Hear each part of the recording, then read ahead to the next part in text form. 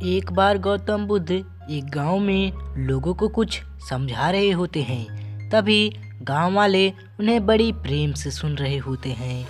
उन गांव वालों में एक व्यक्ति किसी दूसरे गांव का भी बैठा बुद्ध को सुन रहा होता है।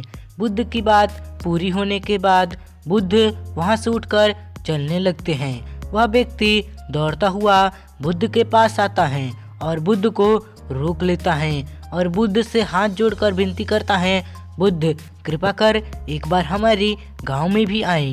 वह व्यक्ति एक किसान होता है। बुद्ध उस व्यक्ति से कहते हैं, तुम चिंता ना करो, हम तुम्हारे गांव अवश्य आएंगे।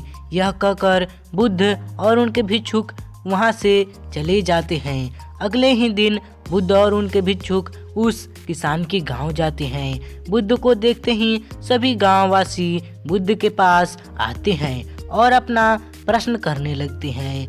गांव के सभी लोग बुद्ध के पास आ जाते हैं, पर वह किसान बुद्ध के पास नहीं आता। वह किसान बुद्ध के पास इसलिए नहीं आ पाता क्योंकि उसके आज ही 2 बैल हो चुके हैं जो उसके रोजी रोटी के साधन थे।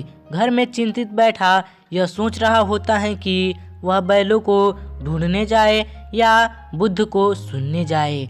वह किसान बड़ी दुविधा में फंस जाता है। उसके पास 2 विकल्प होते हैं, या फिर पहले बुद्ध को सुनने जाए या बैलों को ढूंढने जाए। बहुत देर सोचने के बाद वह एक विकल्प चुनता है और सबसे पहले वे अपने बैलों को ढूंढने के लिए जाता है। उधर बुद्ध उस किसान का इंतजार कर रहे होते हैं जिसने उनको बुलाया था। बहुत देर इंतजार करने के बाद बुद्ध और उनके शिष्य वहां से चले जाते हैं। किसान बहुत मेहनत के बाद अपने बैलों को ढूंढ लाता है। किसान बहुत दुखी होता है। उसे खुशी होती है कि उसके बैल मिल गए, लेकिन वह दुखी इसलिए होता है कि उसने बुद्ध को अपने गांव में बुलाया था और वहीं सुनने ना जा सका। अगले दिन किसान बुद्ध को ढूंढते ढूंढते बुद्ध के पास पहुंच जाता है और रोने लगता है। तुम रो क्यों रहे हो बुद्ध? मैंने ही तो आपको अपने गांव में बुलाया था और मैं ही आपसे मिलने न आ सका। ये बुद्ध, कल मेरे दोनों बैल वन में खो गए थे। मेरे पास सिर्फ 2 विकल्प थे, या मैं पहले आपको सुनने आऊं या मैं अपने बैलों को ढूंढने जाऊं। बैल मेरे रोजी रोटी हैं और अगर वह नहीं मिलते तो मेरे मरने की नौबत आ सकती थी, इसलिए मैं उन्हें ढूंढने चला गया। मुझे माफ करें बुद्ध, मैंने आपका अपमान किया है। बुद्ध उस व्यक्ति से कहते हैं, यदि तुम उस समय मुझसे पूछते कि तुम्हें क्या चुनना चाहिए तो मैं वही कहता जो तुमने किया है।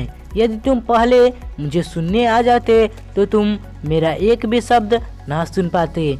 तुम केवल अपने बैलों के बारे में ही सोचते, परंतु अब तुम्हारे बैल मिल चुके हैं। अब तुम हमें आराम से सुन सकते हो। मैं बहुत खुश हूँ ये जानकर कि तुमने पहले कर्म को चुना है। बुद्ध की बात सुन उस किसान के मन से बोझ उतरता है और वह बुद्ध को बैठकर आराम से सुनता है। तो दोस्तों, इस कहानी से हमें यही सीख मिलती है कि किसी भी इम्पोर्टेंट काम को अर्जेंट होने से पहले कर लें। इस वीडियो के बारे में राय हमें कमेंट करके जरूर बताएं और ऐसे ही वीडियो पाते रहने के लिए इस चैनल को सब्सक्राइब करना ना भूलें। आपको अपना बहुमूल्य समय देने के लिए धन्यवाद।